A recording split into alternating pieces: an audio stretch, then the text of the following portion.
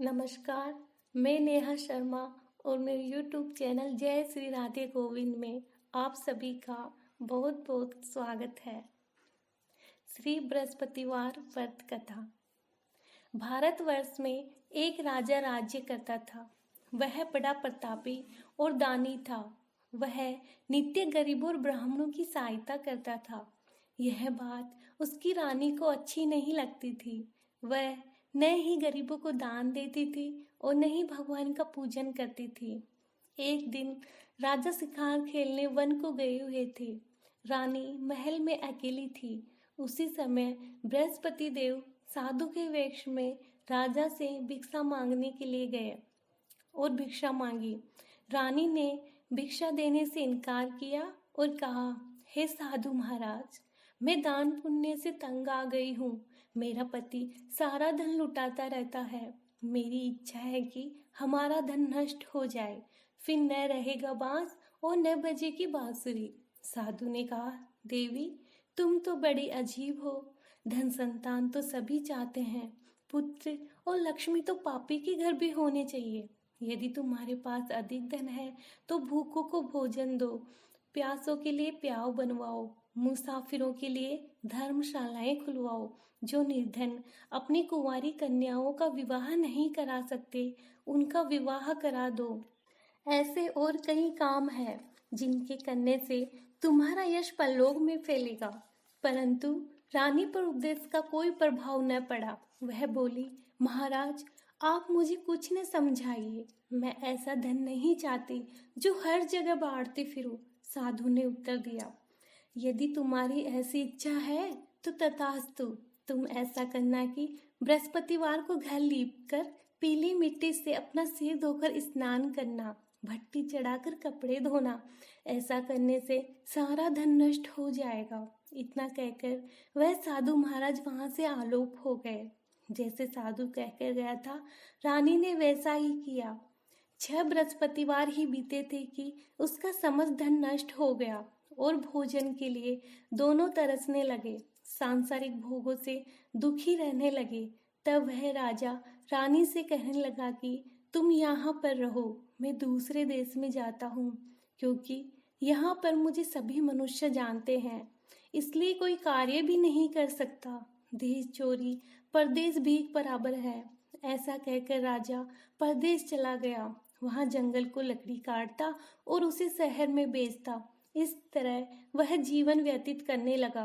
एक दिन दुखी होकर जंगल में एक पेड़ के नीचे निश्चित रूप से आसन जमाकर बैठ गया। वह अपनी दशा को याद करके व्याकुल होने लगा। बृहस्पतिवार का दिन था। एकाएक उसने देखा कि निर्जन वन में एक साधु प्रकट हुआ। वह साधु भेष में सव्य बृहस्पति देवता थे। लकड़ारे के सामने आकर बोले, हे लकड़ारे, इस सुनसान जंगल में तू चिंता मगन क्यों बैठा है? लकड़ारे ने दोनों हाथ जोड़कर प्रणाम किया और उत्तर दिया, महात्मा जी, आप सबको जानते हैं, मैं क्या कहूँ। यह कहकर वह रोने लगा और साधु को आत्मकथा सुनाई। महात्मा जी ने कहा, तुम्हारी स्त्री ने बृहस्पति के दिन वीर भगवान का निरादर किया है, जिसके कारण रुष्ट होकर तुम्हारी यह दशा कर दी गई है। अब तुम चिंता को दूर करके मेरे कहने पर चलो तो तुम्हारे सभी कष्ट दूर हो जाएंगे और भगवान पहले से भी अधिक संपत्ति देंगे। तुम बृहस्पति के दिन पाठ किया करो। 5 रुपए के चना मुनक्का मंगवाकर उसका प्रसाद बनाओ और शुद्ध जल के लोटे में शक्कर मिलाकर अमृत तैयार करो। कथा के पश्चात अपने सारे परिवार और सुनने वाले प्रेमियों में अमृत व प्रसाद बांटकर आप भी ग्रहण किया करो। ऐसा करने से भगवान तुम्हारी सभी मनोकामनाएं पूरी करेंगे। साधु के ऐसे वचन सुनकर लकड़ारा बोला, हे प्रभु, मुझे लकड़ी बेचकर इतना पैसा नहीं मिलता जिससे भोजन करने के उपरांत कुछ बचा सकूं। मैंने रात्रि में अपनी स्त्री को व्याकुल देखा है। मेरे पास कुछ भी नहीं जिससे उसकी खबर मंगा सकूं। साधु ने कहा, हे लकड़ारे, तुम किस बात की चिंता मत करो। बृहस्पति के दिन तुम रोजाना की तरह लकड़ियां लेकर शहर को जाओ। तुमको रोज से दुगना धन प्राप्त होगा। जिससे तुम भली भांति भोजन कर लोगे तथा बृहस्पति देव की पूजा का सामान भी आ जाएगा। इतना कहकर साधु अंतर्ध्यान हो गए। धीरे धीरे समय व्यतीत होने पर फिर वही बृहस्पतिवार का दिन आया। लकड़हारा जंगल में से लकड़ी काटकर किसी शहर में बेचने गया। उसे उस दिन से और अधिक पैसा मिला। राजा ने चना गुड़ आदि लाकर गुरुवार का व्रत किया। उस दिन से उसके सभी क्लेश दूर हुए। परंतु जब दोबारा गुरुवार का व्रत आया तो बृहस्पतिवार का व्रत करना भूल गया। इस कारण बृहस्पति भगवान नाराज हो गए। उस दिन से उस नगर के राजा ने विशाल यज्ञ का आयोजन किया तथा शहर में यह घोषणा करा दी कि कोई भी मनुष्य अपने घर में न भोजन बनावे न आग जलावे। समस्त जनता मेरे यहाँ भोजन करने आवे। इस आज्ञा को जो न मानेगा उसके लिए फांसी की सजा दी जाएगी। इस तरह की घोषणा संपूर्ण नगर में करवा दी गई। राजा की आज्ञा अनुसार शहर के सभी लोग भोजन करने गए, लेकिन लकड़हारा कुछ देर से पहुंचा, इसलिए राजा उसको अपने साथ घर लिवा ले गए और ले जाकर भोजन करा रहे थे तो रानी की दृष्टि उस खूंटी पर पड़ी जिस पर उसका हाल लटका हुआ था। वह वहां पर दिखाई न दिया। रानी ने निश्चय किया कि मेरा हार इसी मनुष्य ने चुरा लिया है। उसी समय पुलिस को बुलाकर उसको जेल खाने में डलवा दिया। जब लकड़हारा जेल खाने में पड़ गया और बहुत दुखी होकर विचार करने लगा कि न जाने कौन से पूर्व जन्म के कर्म मेरे लिए दुख प्राप्त हुआ है, और उसी साधु को याद करने लगा जो जंगल में मिले थे। उसी समय तत्काल बृहस्पति देव साधु के रूप में प्रकट हो उसकी दशा को देखकर कहने लगे, अरे मूर्ख, तूने बृहस्पति देव की कथा नहीं करी, इस कारण तुझे दुख प्राप्त हुआ है। अब तो चिंता मत कर, बृहस्पतिवार के दिन जेल खाने के दरवाजे पर 4 पैसे पड़े मिलेंगे। उनसे तू बृहस्पति देव की पूजा करना, तेरे सभी कष्ट दूर हो जाएंगे। बृहस्पति के रोज उसे 4 पैसे पड़े मिले। लकड़हारे ने कथा कही। उसी रात्रि को बृहस्पति देव ने उस नगर के राजा को स्वप्न में कहा, हे राजा, तुमने जिस आदमी को जेल खाने में बंद कर दिया है वह निर्दोष है, वह राजा है, उसे छोड़ देना। रानी का हार उसी खूंटी पर लटका है। अगर तू ऐसा नहीं करेगा तो मैं तेरे राज्य को नष्ट कर दूंगा।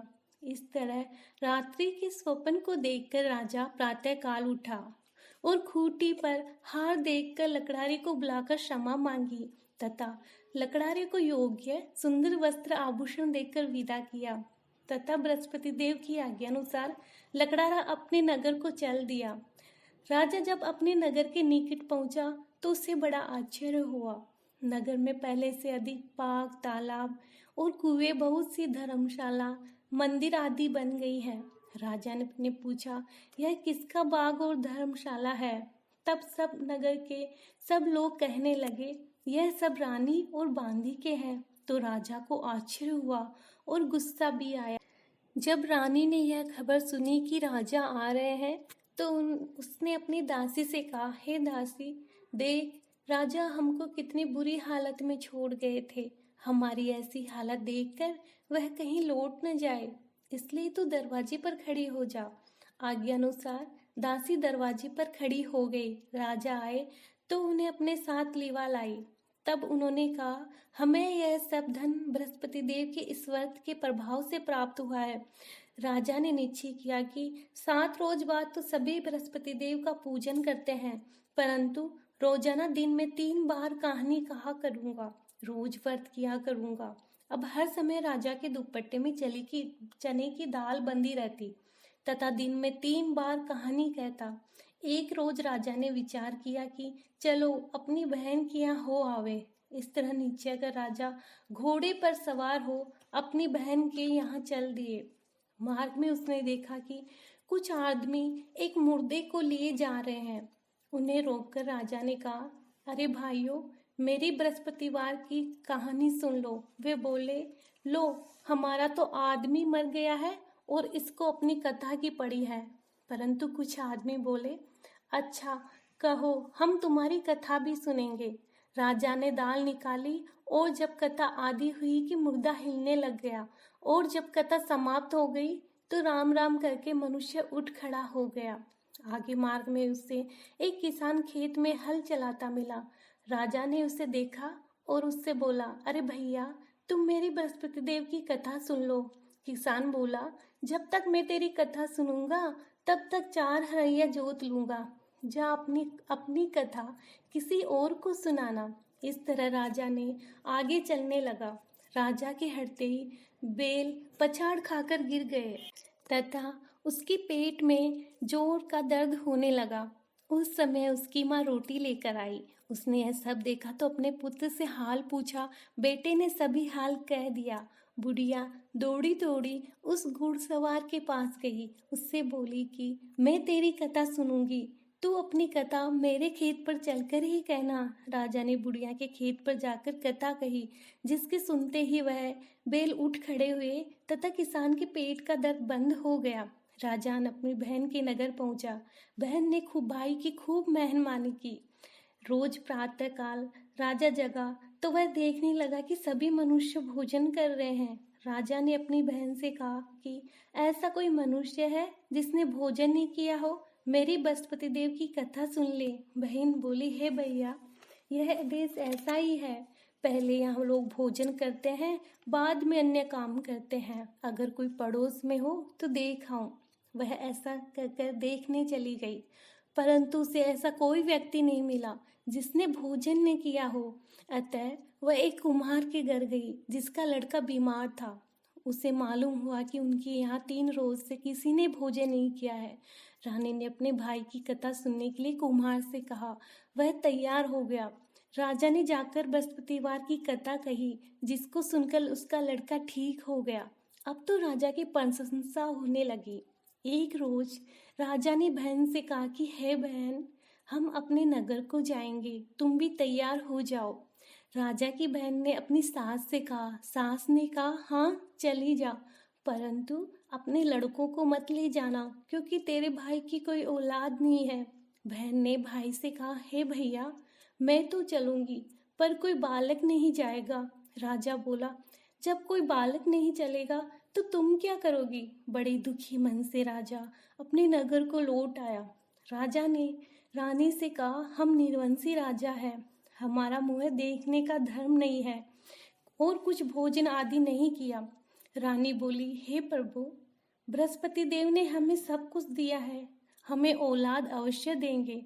उसी रात को बृहस्पति देव ने राजा से स्वप्न में कहा, हे राजा, उठ, सभी सोच त्याग दे, तेरी रानी गर्भ से है। राजा की यह बात सुनकर बड़ी खुशी हुई। 9वें महीने में उसके गर्भ से एक सुंदर पुत्र पैदा हुआ। तब राजा बोला, हे रानी, स्त्री बिना भोजन के रह सकती है, बिना कहे नहीं रह सकती। जब मेरी बहन आवे तो तुम मुझसे कुछ कहना मत। रानी ने सुनकर हाँ कर दिया। जब रानी की बहन ने यह शुभ समाचार सुना तो वह बहुत खुश हुई तथा बधाई लेकर अपने भाई के यहाँ आई। तभी रानी ने कहा, घोड़ा चढ़कर तो आई नहीं, गधा चढ़ी आई।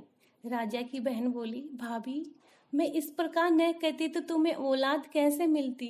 बृहस्पतिवार ऐसे ही है, जैसी जिसके मनोकामनाएं होती है सभी को पूर्ण करते हैं। सद्भावना पूर्वक बृहस्पतिवार का व्रत करता है, कथा पढ़ता है अथवा सुनाता है, बृहस्पति देव उसकी सभी मनोकामनाएं पूर्ण करते हैं। भगवान बृहस्पति देव उसकी सदैव रक्षा करते हैं। संसार में सद्भावना से भगवान जी का पूजन व्रत करते, सच्चे हृदय से उसका मनन करते हुए जयकारा बोलना चाहिए।